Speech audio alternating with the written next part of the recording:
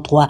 À 8h ce dimanche, les villages de Kilolirou en territoire de Massissi, de nouveau sous contrôle des résistants patriotes. Les combats ont été rudes ici, mais depuis 5h50, les rebelles ont décroché. Nous rencontrons des cartes rwandaises sur leur corps, explique une source militaire, et un dimanche agité au Nord Kivu. Les affrontements sont signalés presque sur toutes les lignes de front. Depuis 5h30 de ce dimanche 8 octobre, les jeunes patriotes Ouazalendo affrontent les rebelles dans les territoires de Massissi, Rutshuru et à Nyiragongo, près de la ville de Goma. Les contingents de différents pays sur le sol congolais, dans le cadre de l'East Africa Community, observent seulement la situation et le front ouvert tôt ce matin dans le village de Kinyandoni, à environ 13 km de la cité de Kiwanja sur la route Goma-Ishasha et vers le pont Mabenga sur la route Goma-Butembo et se rapproche de la cité de Kiwanja selon des sources locales. Les balles que nous entendions un peu plus loin se rapprochent de Kiwanja Centre en ce moment, affirme une source. Et à 10h juste, la situation est calme dans la cité de Kiwanja, territoire de Rutshuru. Une source locale affirme que les troupes ougandaises de l'East Africa Community se sont interposées pour stopper la progression des jeunes résistants qui se dirigeaient à Kiwanja. Une bombe a explosé dans le village de Kibututu, à 8 km de Kiwanja sur l'axe Binza, causant la mort d'une femme. Et dans cette vidéo, la source décrit la situation de là et où elle est, à l'église catholique de Buturande, Kiwanja, écrit Daniel Michombero. Le chef de l'État congolais, Félix Antoine Tshisekedi, a déposé ce samedi à la Commission électorale nationale indépendante sa candidature à la prochaine élection présidentielle en tant qu'indépendant. Le président de la République veut briguer un second mandat de 5 ans, tel que permis par la Constitution. Il se félicite de son bilan et demande à la population de l'accompagner pour relever davantage les défis du développement de la RD Congo. Je peux dire que nous sommes sur la bonne voie et nous devons continuer. Notre pays était dans un gouffre. Nous sommes en train d'en sortir. Les combats aujourd'hui, c'est pour notre indépendance économique, a-t-il déclaré. Et le chef de l'État met en garde la population congolaise contre l'influence étrangère. Notre envie d'être indépendant sur le plan économique ne plaît pas aux étrangers. Et ils vont fabriquer des candidats pour parler aux Congolais, a-t-il prévenu.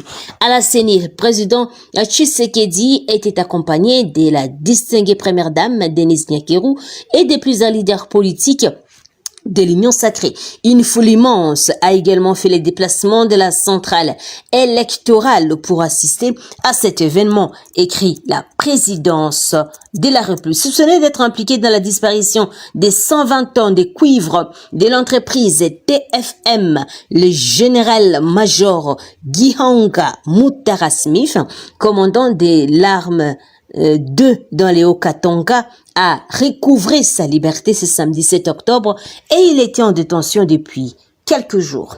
3 terroristes de forces démocratiques et alliés ADF-MTM ont été neutralisés et 3 patriotes compatriotes otages de ces djihadistes ont été libérés lors d'un affrontement entre les forces armées de la RDC et les terroristes djihadistes ADF-MTM le vendredi 6 octobre. Ces terroristes ADF-MTM avaient l'intention de traverser la zone entre la route Mbao-Kamango du sud vers le nord, précisément au point kilométrique 16. En plus du bilan humain, les forces armées de la RDC ont récupéré des armes de guerre du type AK-47, des denrées alimentaires volées par les ADF dans les champs des paisibles citoyens et plusieurs effets militaires. L'armée congolaise continue de poursuivre ces terroristes dans l'ensemble du territoire du secteur opérationnel Sokola et Grand Nord dans le but de ramener la paix à la population de Beni. Et la nouvelle a été confirmée par le capitaine Anthony Mwalushai, qui est le porte-parole des opérations Sokola 1 Grand Nord, qui précise également la poursuite de l'ennemi sur cet axe routier, écrit Libre et Grand Lac. Autre nouvelle, l'ambassade de l'Ouganda en République démocratique du Congo qualifie de fausses allégations les informations rapportées par des sources locales du Nord Kivu alléguant un déplacement de bornes frontières délimitant la République démocratique du Congo à la République de l'Ouganda.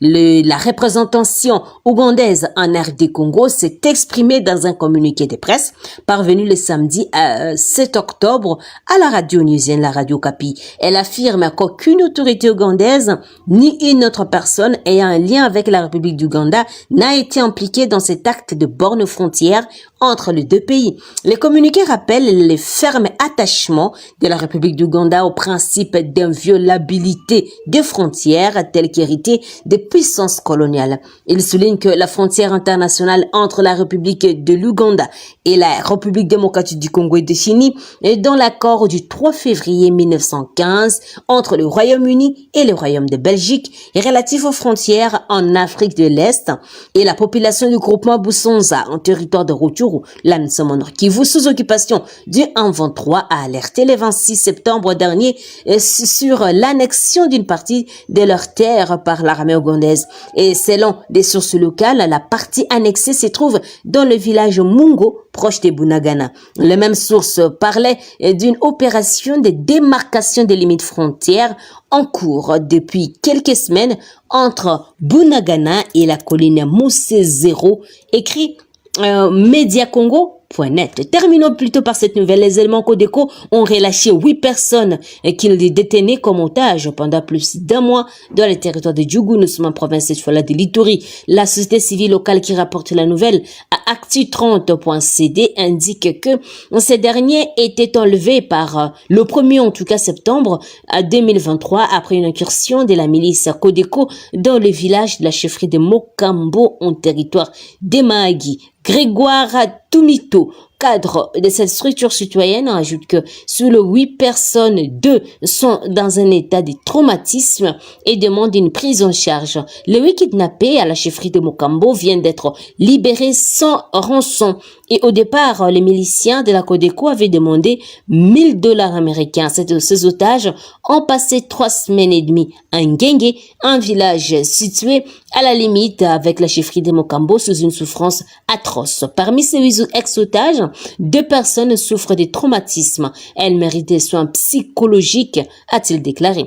Tout en saluant cette libération, cet activiste de la société civile appelle à la mise en place par l'armée des mécanismes pour protection civile contre les exactions perpétrées par des milices, signalant que cette relaxation de ces